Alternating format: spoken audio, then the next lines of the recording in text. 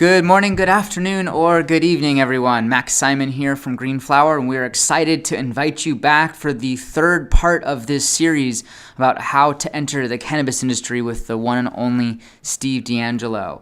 Today's class is about deciding where and how to best start in the cannabis industry, and also how do you start to pick up clients. In the last classes, we covered the high-level genres and segments. We also covered the roles that are available to you, and at this point, you should have had a ton of different ideas to stimulate thoughts about where you can play and really where you can carve out your own nice niche inside of this industry. So welcome, and it's my honor and pleasure to bring back the one and only Steve D'Angelo. Thanks so much, Max. I'm still having tons of fun. So today we're going to talk about how to make sense of sorting out all of these roles and sectors and niches. What's the best way to get in? How to figure out the place that you want to go. And we'll talk a little bit and have some examples of successful entrepreneurs who transitioned into cannabis. So, the question is, if you have watched that last training and the roles and the sectors, how do you really decide where to focus? So cannabis is unique in a way that no other industry is. It's critical to take the time to educate yourself about it. Don't assume that just because you've been successful in another business, in another industry, that you can apply the same techniques to cannabis that made you successful somewhere else. It frequently doesn't turn out that way. So how do you get to know the cannabis industry? One way is to go to work, actually get paid to educate yourself. If you want to be an investor, try to get a job at some place like the ArcView Group. If you are interested in being an entrepreneur, maybe you look up MJ Business Daily and see if you can get a job talking to entrepreneurs and writing stories about them. If the focus that you want to pursue is more of a medical focus, well, there's organizations like Patients Out of Time, which puts on this amazing conference once every 2 years with all of the cutting edge research on the medical applications of cannabis. And culture. Cannabis produces this very, very rich culture, and there will be lots of opportunities there. If you want to explore those, check out some of the events that happen, like the Emerald Cup, or some of our arbiters of cannabis culture, like High Times Magazine. So another way to get into the industry is to compete for one of the new licenses that many states and jurisdictions are issuing. Licenses for dispensaries, licenses for cultivators, licenses for extractors and distributors. Or alternatively, you can let somebody else go through that process, and then you can acquire their license and buy them out. And Steve, if there is a resource you could guide people to find out more about how to get those licenses and be a part of that, where would you send people? I mean, Chris Crane has a course with us here, but is there anywhere else you would suggest for people to get knowledgeable about some of those opportunities? So you just mentioned Chris Crane. Chris works for a company called Forefront that specializes in advising and helping people who want to acquire licenses, who want to compete for licenses, to do that successfully. There's a few other companies out there as well that do the same thing.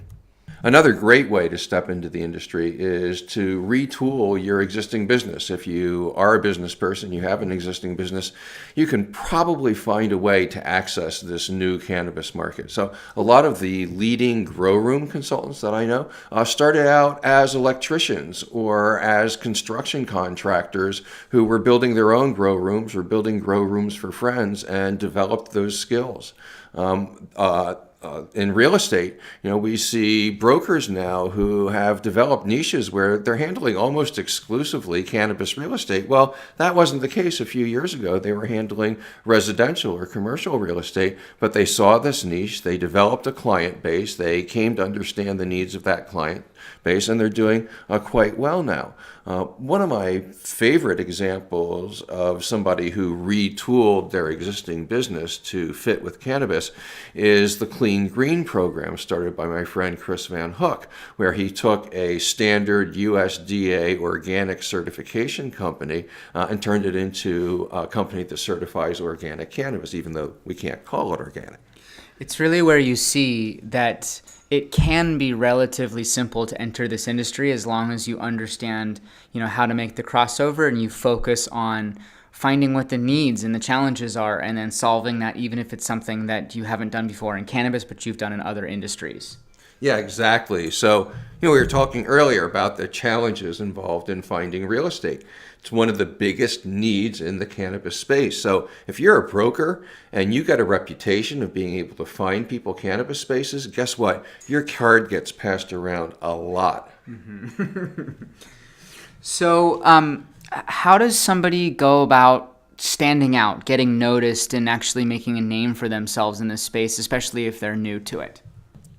One of the ways to do this is to speak to the media and speak to them as often as you can. And it's something that often doesn't come natural for cannabis people, especially people who've been around for a while. But it's important. And you need to speak to the media in a language that they can understand. I always try to give my main points, the most important things, in 7 words or less, because that's about as much time as you get in a soundbite. And having a distinctive look and appearance, something that makes you instantly recognizable and a little bit interesting, also goes a long way to maximizing your media coverage.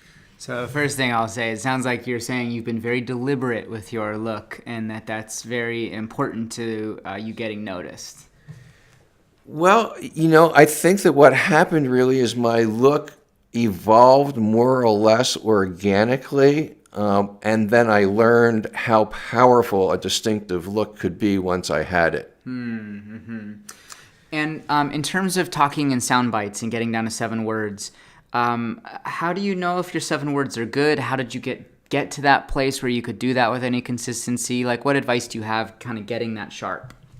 Well, you want to listen to people who are on talk shows, who are give commentary a lot, and you'll find that 7-word rule is actually quite a common rule in television. And the key is to figure out how to express your most important points, but to do it with some kind of emotional impact. Mm-hmm. So the thing about the media, though, is you're kind of at the mercy of the media. They'll cover you if they want to cover you, and they'll edit you when they want to edit you. So you may end up with something that's not as rich or not as accurate as you want it to be. Another way to gain some attention and recognition is to write articles, to create videos, and to push them out on platforms like YouTube and all of the various different cannabis blogs and websites that are out there. I've seen people make reputations for themselves just get linked in with like everybody who's important in the industry by writing 3 or 4 good articles and pushing them out there. So think and come up with some amazing original content and push it out there. That's a really important point to stress here too, which is that Steve just said, sometimes just a few good pieces of content with other people in the industry or published on other people's platforms can be enough to really get you noticed. So seek out those outlets and those relationships where you could contribute something of value or some content that would be meaningful to help you stand out. And then, we're a big fan here at Green Flower at producing a lot of content. So it's good to get in a rhythm of that. Check out Coral Reefer, check out our YouTube show, Try This, and see what it looks like to create some form of regular content. With cannabis events happening just about every weekend all across the country, all across the world, there's now a fairly high demand for presenters at conferences. And anybody who's gone to a fair number of conferences knows that this is another area where there's a lot of opportunity. Unfortunately, some of the presenters that we see aren't really adequately prepared or don't really know what they're talking about.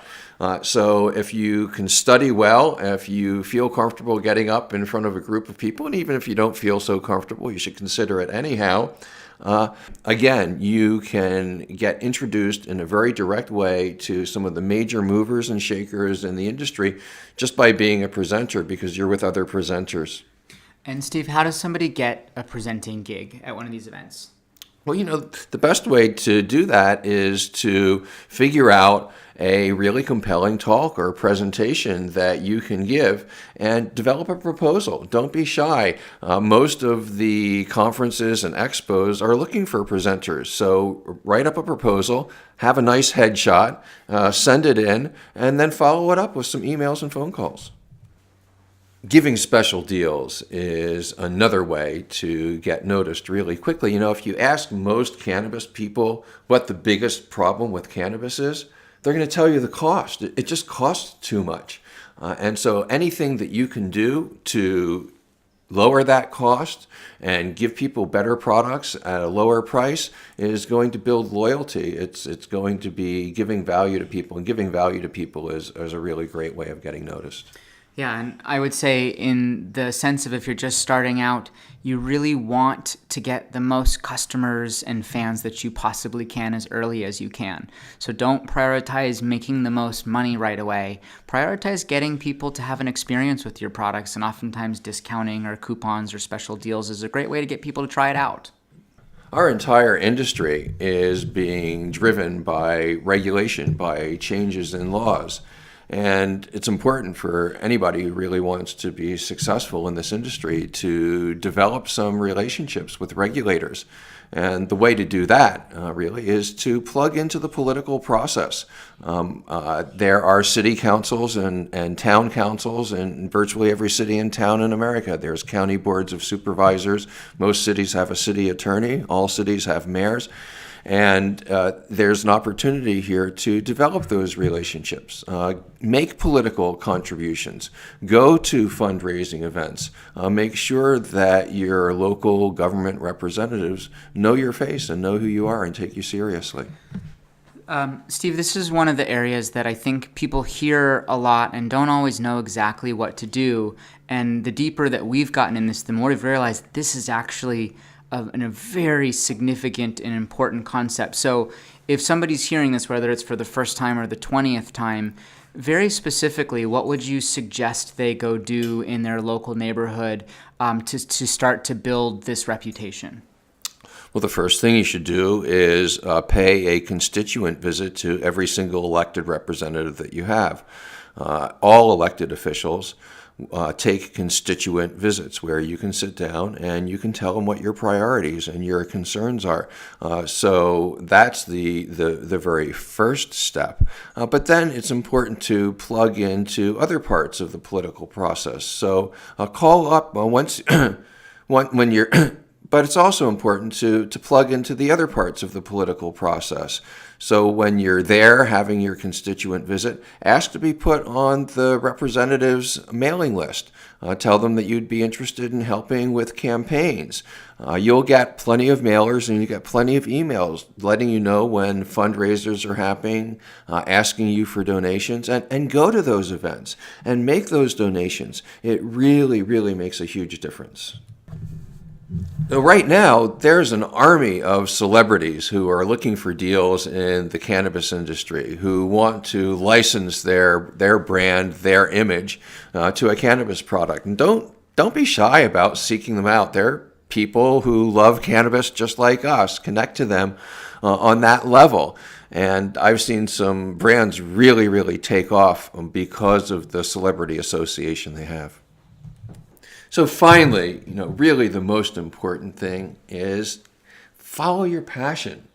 Do something that you feel so energized by, that makes you feel so good that you just can't stop doing it, and apply that energy in cannabis. I've seen some incredible overnight success stories because people are really, really passionate about what they did. So you've got a young millennial named Isaac Dietrich, who's responsible for one of the biggest overnight sensations in the cannabis industry. And he took his passion for social media and he applied it to cannabis. There was no social media space that felt welcoming to him, so he created one. Another great example is Jim McAlpine, athlete, a snowboard expo promoter. And he took his passion for athletics and for athletic events and created the 420 Games, which, again, almost overnight has become a major force in the cannabis industry.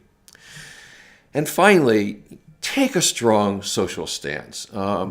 Build whatever it is that you think is important, that you want to see happen in our world, into your business practices and into your business models. One of the ways that we did that at Harborside is we took our passion, my passion, for protecting nature, and we decided to really promote sun-grown cannabis, and we were able to educate people and, greatly increase the amount of sun-grown cannabis that was being consumed. Or, another example is Women Grow, which is an actual profit-making entrepreneurial company that is educating women on the cannabis industry and working to make a welcoming space for them in the industry.